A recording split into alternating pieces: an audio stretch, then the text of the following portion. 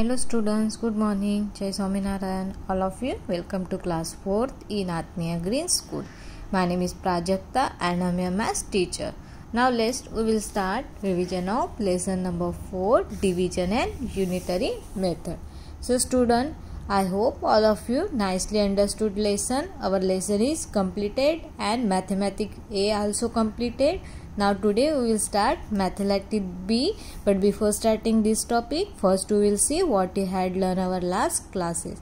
So student, what you had learned in this lesson? First you had learned the recall. In this topic what you had learned? Look at here one example, 48 divided by 5. 48 divided by 5, then after we will get quotient is the 9. Why quotient is the given 9? Because in the 5 table 48 is present. No, what is the nearest value? 45, and 45 is the place of 9. So we are getting quotient is the 9, and 48 minus 45. 48 minus 45, 3. So we are getting remainder equal to 3. So this is our example. Now that 48, that 48 is called dividend. What you call? Dividend. That 5 is called divisor, 9 is called quotient, and 3 is called remainder. Okay, so these things are present in the division example. What is the present? Dividend, divisor, quotient, and remainder. So this again one thing, remainder less than divisor. Remainder always need less than divisor. And how to check our answer is correct or wrong? So for that, first we will do multiplication, quotient multiply by divisor. That quotient multiply by divisor. Then after we will add the remainder. After adding the remainder, whatever the number is getting, they need a equal to the dividend. So look at here, 9 into 5. 9 into 5, 45. Plus 3, 48. So 48 equal to 48 means this example is the correct. So that like we are checking our example. Then next topic, our property of division. So what is the property of division? Look at here, first property of division, two division fact. Two division fact can derive from the multiplication. Two division fact derive from the multiplication. When we are multiplied two numbers, then after whatever is getting the answer, this is the number is dividing number. Means look at here, 7 into 6 equal to 42.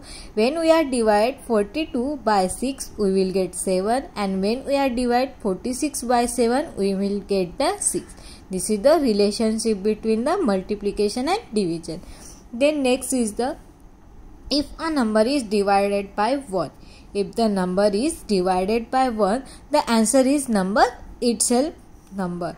When we are divided by 1 in any number, we will get itself number. For example, 6 divided by 1 equal to 6. 6 divided by 1 equal to 6. So this is property number 2. Then property number 3. If a number is divided by itself number. If the number is divided by itself, the answer 1. When we are divided by itself number, we will get answer is the 1. So this is the property number 3. When we are divided by itself number, we will get answer is the 1. Then except when the number is 0. Only except the 0. When we are divide 0 divided by 0, we will get answer is the 0.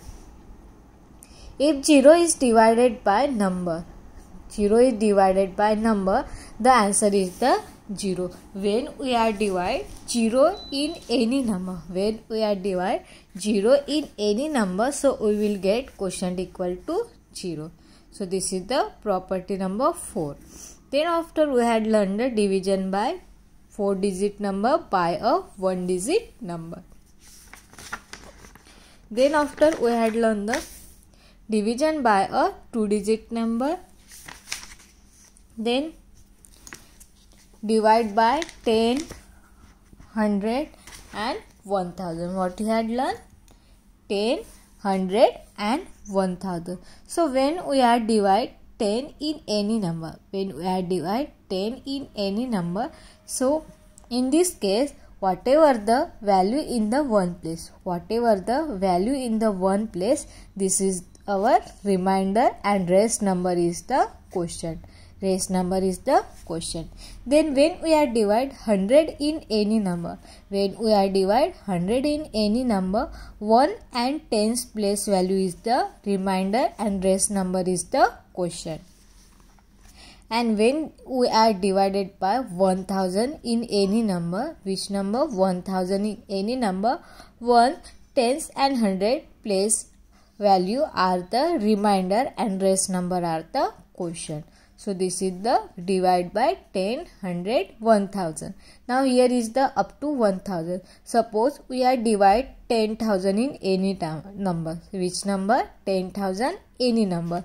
So in this case 1 place, 100, 10 place, 100 place and 1000 place, that are the remainder and other rest number are the quotient. Okay, so this is division by 10, 100 and 1000. Then after we had learned the story sum. Then unitary method. So in this topic what we had learned, suppose we are giving the value of the more things. Means for example, a dozen of book cost rupees 120. How much 7 notebook cost? So in this case, first we will take out the one notebook cost, then after we will be multiply. Okay, so look at here example, cost of 12 notebooks. We are giving the cost of the 12 notebooks. So what is the cost of 12 notebooks? 12 notebook cost is 120 rupees. Then we want a cost of the 7 notebooks. So for that first we need a one notebook cost. So for that we will do division. Cost of one notebook. So in this case cost of notebook equal to 120 divided by 12, because they are giving the cost of the dozen books. How many books? Dozen books. Dozen means 12. So 120 divided by 12 equal to 10. 120 divided by 12 equal to rupees 10. So this is the cost of one notebook. Now we need a 7 notebook cost. So we will be do multiplication. We know one notebook cost. So now we want the 7 notebook cost. So for that we will do multiplication. 7 into 10. 7 into 10 equal to 70. So this is the unitary methods. Then after we had learned the mathematics A for concept and calculation. So now we will start our today's topic, mathematics B for higher skill. So now look at here one example, MCQs, one number. So what is the MCQs? This is the 46,90,783 divided by 1000. So we'll given reminder. So we want a reminder. So what is the rule? When we are divide 1000 in any number. When we are divide 1000 in any number, so which is the value is reminder? Reminder is the 1, 10s and 100 place value are the remainder. So which is the value in 1, 10 and 100 place? The 1, 10s and 100 place value is the 783, means 783. So where is the 783? This is the our remainder. So question number 1 answer is the D number 783. 783. So this is first number. Now second number, 0 divided by 9,87,098. 0 is divided by 9,87,098. So we'll get, so when we are divide 0 in any number, we will get quotient is the 0. How much getting? 0. So second number answer is the 0. Now third number, 86 multiply 69. 86 multiply 69 equal to 5934. How much getting? 5934. Which of the following is true? Which of the statement is the following? So now look at A number. 86 divided by 69 equal to 5934. This is the wrong. When we are divided that both numbers, so we will not get this number. Then B number, 89 divided by 86 equal to 5934. This also wrong. ये दोनों को हम divide करेंगे तो हमें answer ये नहीं मिलेगा. Now this is the 5934 divided by 86. Now look at here. 5934 को हम डिवाइड करेंगे 86 के साथ, तो हमें जो अनदर फैक्टर है वो क्या मिल जाएगा? 69. सो हमारा आंसर क्या है? सी है, क्योंकि this is the relationship of multiplication and division. When we are divide whatever the getting answer and when we are divided by two numbers means 86 multiply by 89. So 86 multiply by 69. अगर हम 5934 को 69 के साथ divide करेंगे तो 86 मिलता है, और 5934 को 86 के साथ डिवाइड करेंगे तो 69 मिलता है. तो हमारा आंसर क्या है? C number. और यहाँ पे क्या दिया है? 5934 को मल्टीप्लाई किया है 86 के साथ, तो उसका आंसर 69 मिल गया. अगर ये दोनों को मल्टीप्लाई करेंगे तो 69 मिलता है क्या? नहीं. तो ये भी क्या है? रॉन्ग है. तो इसमें से सही क्या है? C number. 5934 divided by 86 equal to 69. This is C number. So now look at fourth number. Given the cost of 5 pens at ₹100. Okay, 5 pen की कॉस्ट कितनी दी है? 100 रुपीज दी है. तो we can find the cost of 7 pens. अभी हमें क्या करना है? 7 पेन की कॉस्ट निकालनी है. तो पहले हम क्या करेंगे? 100 को 5 के साथ डिवाइड करेंगे. यहाँ पे कहीं दिख रहे हैं 100 को डिवाइड किया है 5 के साथ, यहाँ पे दिख रहा है. ठीक है. फिर हमें 7 पेन की कॉस्ट चाहिए, तो हम क्या करेंगे? हमें 100 डिवाइडेड बाय 5 करेंगे तो हमें क्या होगा? 1 पेन की कॉस्ट निकलेगी, और 1 पेन की कॉस्ट निकलेगी उसके साथ हम 7 के मल्टीप्लाई करेंगे तो हमें 7 पेन की कॉस्ट निकलेगी. सो 100 डिवाइडेड बाय 5 करेंगे. 100 डिवाइडेड बाय 5 करेंगे तो कितना आता है? 20 आता है. 20 को 7 के साथ मल्टीप्लाई करेंगे तो हमें 7 पेंसिल की कॉस्ट आती है. तो कितनी आती है? 140. सो ये हमारा डी वाला आंसर है 4th नंबर का. तो यहाँ पे पहले क्या दिया है? 100 इंटू 5 दिया है. 100 इंटू 5 करेंगे तो हमें क्या निकलेगी? 5 पेन की कॉस्ट निकलेगी. मतलब 5 पेन कितनी की हो जाएगी? 500 की, और डिवाइडेड बाय 7, तो ये रॉन्ग हो जाएगा. और हमें 5 पेन की कॉस्ट दी और यहाँ पे 7 पेन की कॉस्ट दी है, तो ये भी रॉन्ग है. और यहाँ पे 7 पेंसिल को पेन को मल्टीप्लाई किया और 5 को भी मल्टीप्लाई किया, तो ये भी रॉन्ग है. तो इसका सही आंसर क्या है? D number. Okay, so this is 4 number. Now question number 5. A dry clean shops get an order of the 692 sarees to be a dry clean in a week. If the 13 sarees are left dry at the end of the week, how many were dry clean every day? ठीक है. एक dry clean shop वाला है, उसको कितने साड़ी मिल गई है dry clean के लिए? 692 साड़ीज मिल गई है. ठीक है. और उसको वो साड़ी वीकली पूरे ड्राई क्लीन करके दे रही है, और वीक में पूरे ड्राई क्लीन होने के बाद उसके पास 692 में से 13 साड़ी उसकी क्या हो गई? ड्राई क्लीन करना लेफ्ट हो गई, मतलब बच गए. तो उसने एवरी डे कितने साड़ी को ड्राई क्लीन किया होगा? तो फर्स्ट तो हम क्या करेंगे?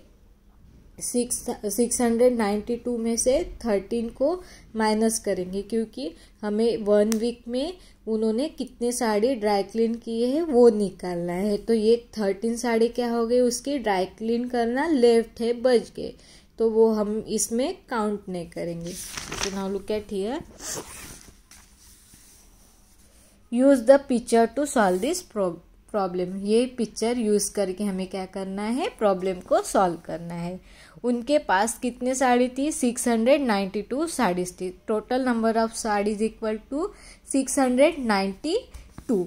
सो उसके 7 डेज में कितने साड़ी ड्राई क्लीन हो गए, 692 माइनस 13। 692 में से हम 13 माइनस करेंगे, उतनी साड़ी उसने क्या हो गई 1 वीक में 7 डे में ड्राई क्लीन की।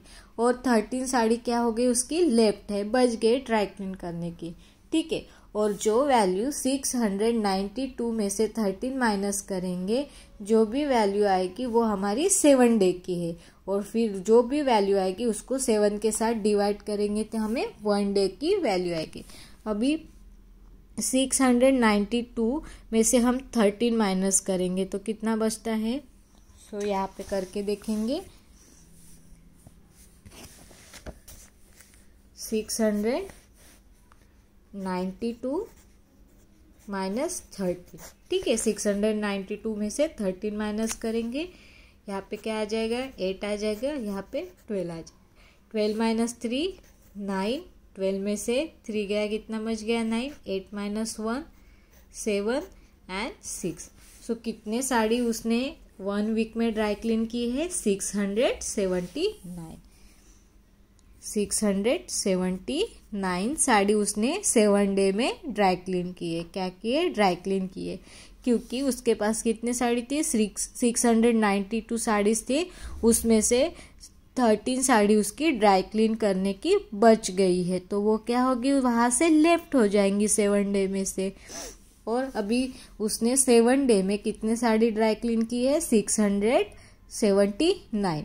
अभी हमें निकालना है कि उसने 1 डे मतलब एक डे में उसने कितने साड़ी ड्राई क्लीन किए। तो उसके लिए हमें क्या करना पड़ेगा, 7 को 679 के साथ डिवाइड करना पड़ेगा, तब हमें क्या निकलेगी 1 डेज की वैल्यू निकलेंगी, जैसे हम यूनिटरी मेथड्स में करते हैं वैसे। Now look at here, 679 multiply by 7, okay. 679 multiplied by 679 divided by 7. Now look at here, 67 is present in the 7 table. No, look at here 7 table. This is the 7 table.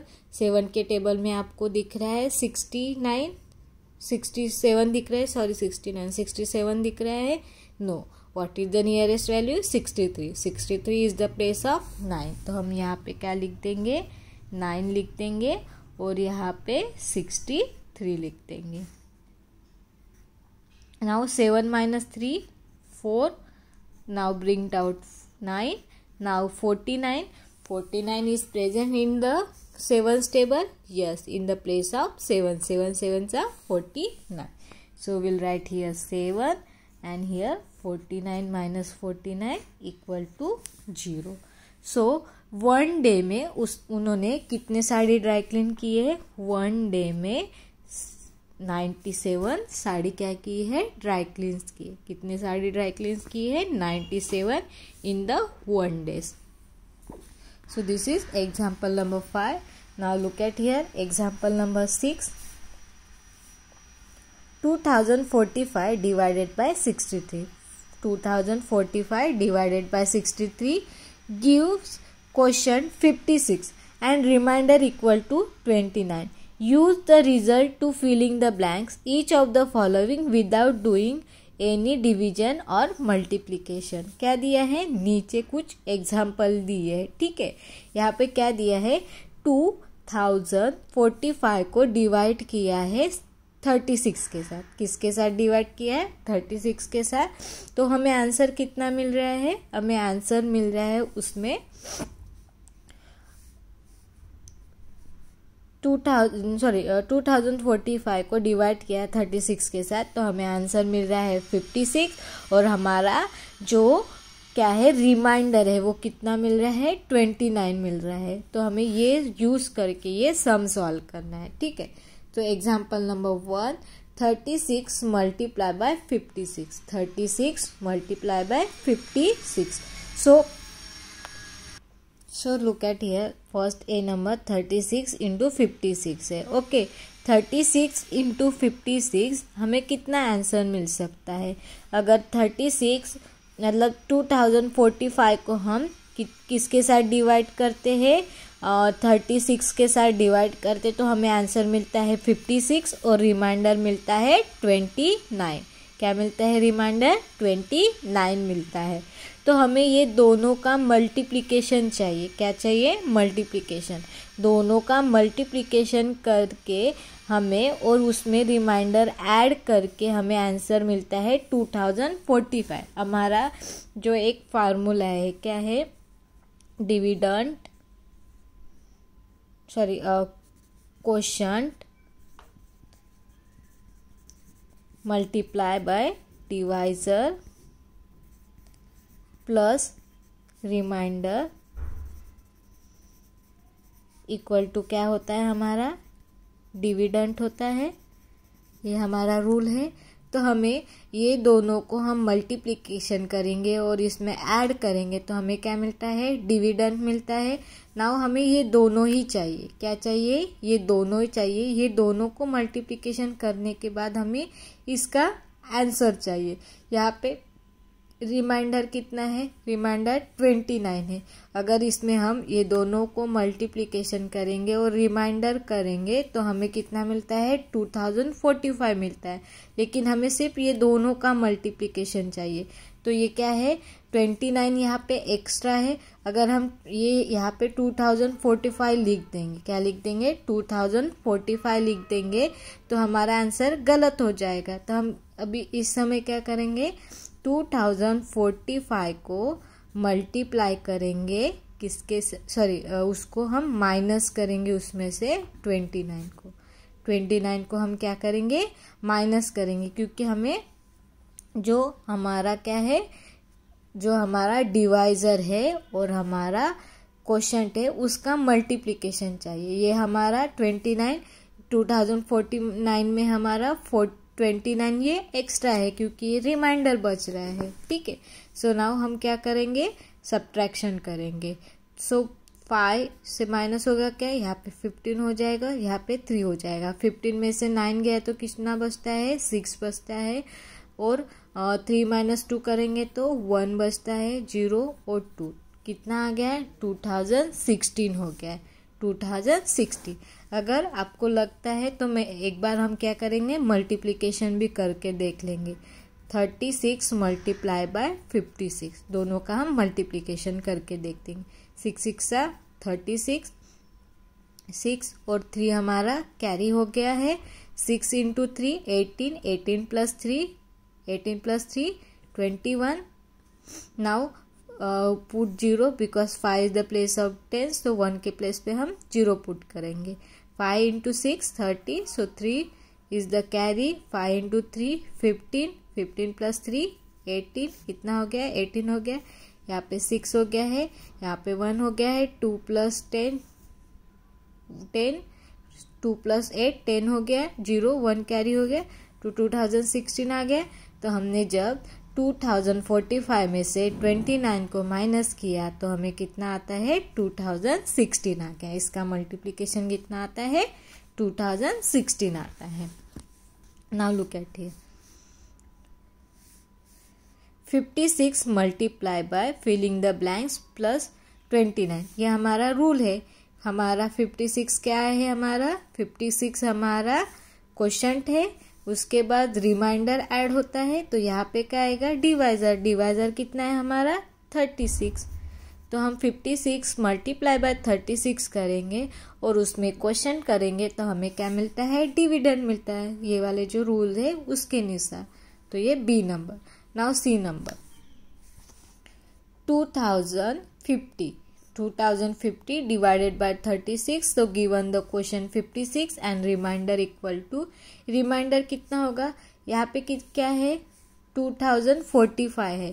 तो यहाँ पे क्या बढ़ रहा है, और 5 बढ़ रहा है इसमें, तो हम 29 में और 5 ऐड करेंगे तो कितना होगा, 29 में और 5 ऐड करेंगे तो कितना हो जाएगा, 34। तो यहाँ पे क्या आएगा आंसर हमारा 34, क्योंकि यहाँ पे क्या है 2050 है और यहाँ पे क्या है 2045 है। अभी 2045 में हम 5 को ऐड करेंगे क्योंकि यहाँ पे 5 एक्स्ट्रा है और हमारा रिमाइंडर और 5 नंबर से एक्स्ट्रा चाहिए, तो यहाँ पे क्या आएगा 34। Now look at here 2032 divided by 36 given the question is the 56। ये देखो एक यहाँ पे क्या है 2045 है और यहाँ पे 2032 है, तो यहाँ पे क्या है 2032 45 से छोटा है, तो हमें क्या चाहिए, हमें लेस करना पड़ेगा। 2045 में से हम 2032 को माइनस करेंगे तो कितना बचता है। सो नाउ लुक एट हियर, यहाँ पे क्या आएगा 3100, कितना आ गया 13।